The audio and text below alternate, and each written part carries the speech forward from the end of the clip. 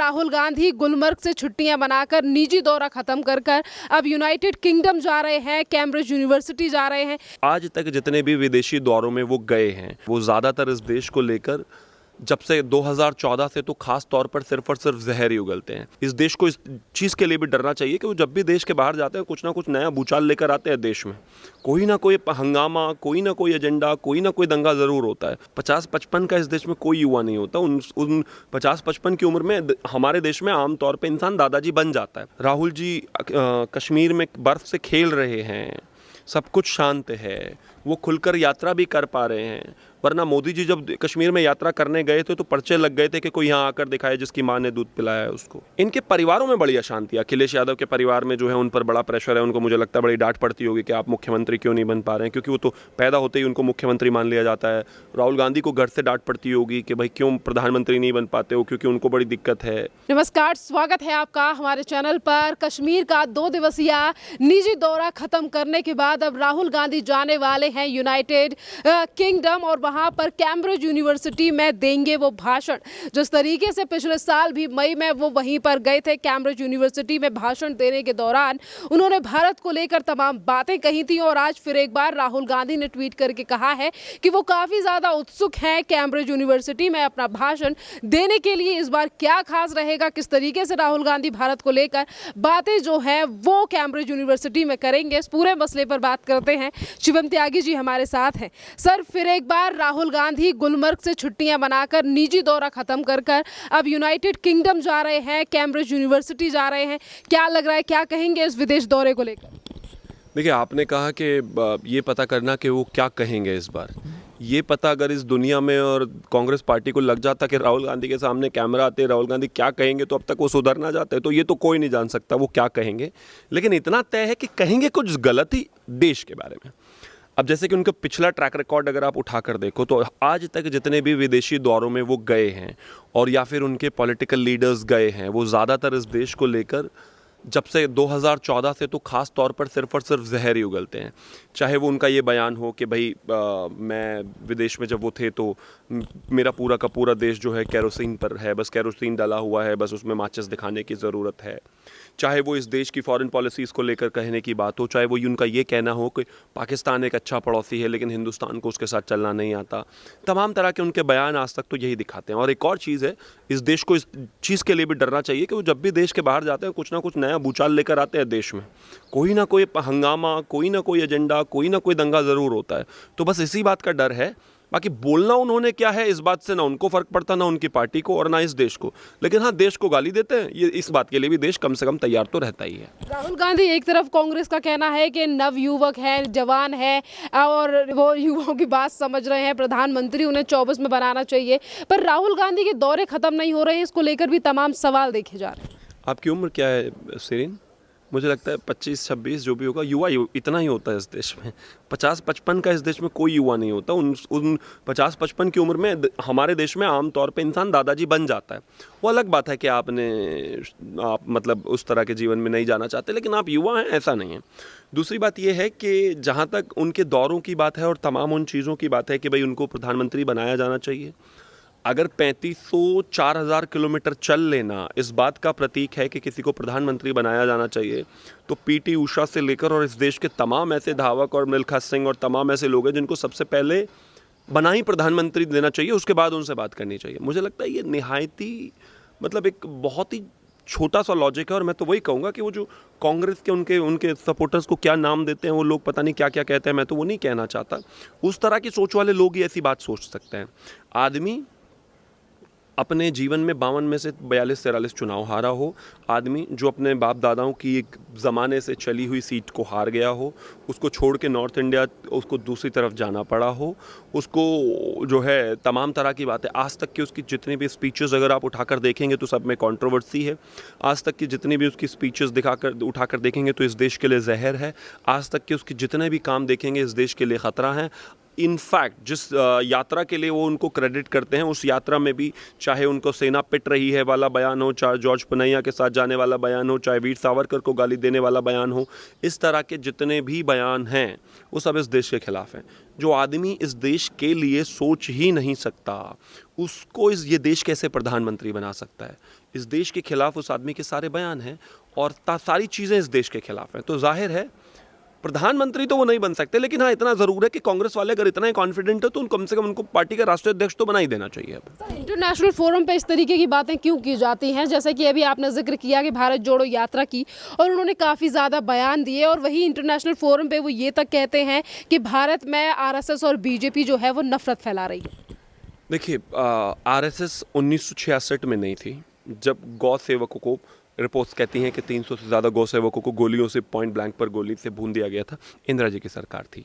84 में आरएसएस थी, लेकिन लोगों को मारने काटने में सिखों को 3000 सिखों को जिंदा जला दिया था दिल्ली में, वो आरएसएस नहीं थी।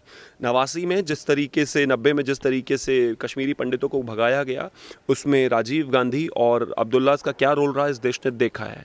उसके अलावा अगर मैं बात करूं तो तमाम ऐसे दंगे हैं, चाहे वो उत्तर प्रदेश में हों, जब भी वो कांग्रेस केंद्र में हुआ करते थे, चाहे वो भागलपुर, मल्याना, मेरठ, तमाम ऐसे दंगे हैं जो इनके समय में हुए। उत्तर प्रदेश का ट्रैक रिकॉर्ड आप देख ही रहे हैं कि पिछले 5 साल में आपने कोई मेजर दंगा सुना नहीं होगा। बीजेपी फिर से रिपीट होकर आई ही कानून व्यवस्था के आधार पर है।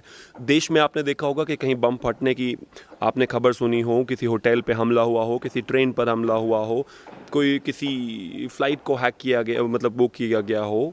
तमाम तरह की ऐसी चीज़ें नहीं हुई हैं इस देश में। वजह है उसकी, चाहे वो नोटबंदी से लेकर तमाम चीज़ों को स्ट्रॉन्ग करना हो, चाहे वो करेंसी को डिजिटलाइजेशन करना हो उसका, चाहे इंश्योर करना हो कि जब हम 370 ख़त्म करें तो उसके बाद जो क्रॉस बॉर्डर टेररिज्म है वो बिल्कुल ख़त्म हो जाए। अगर ये सारी चीज़ें ठीक करने के बाद देश आज सिर्फ और सिर्फ किस बात पर बात होती है? मोदी जी पर कोई करप्शन के चार्जेस आज तक पिछले 10 साल से लगा नहीं पाए हैं। इसके अलावा अगर मेजर किसी चीज़ पर बात करें तो कहीं पर भी सिक्योरिटी ब्रीच नहीं हुआ। अगर कुछ जगहों को छोड़ दें तो देश इतना शांति से चल रहा है।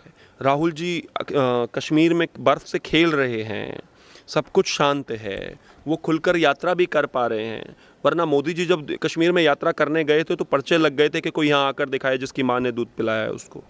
ऐसा तो राहुल गांधी के साथ नहीं हुआ ना।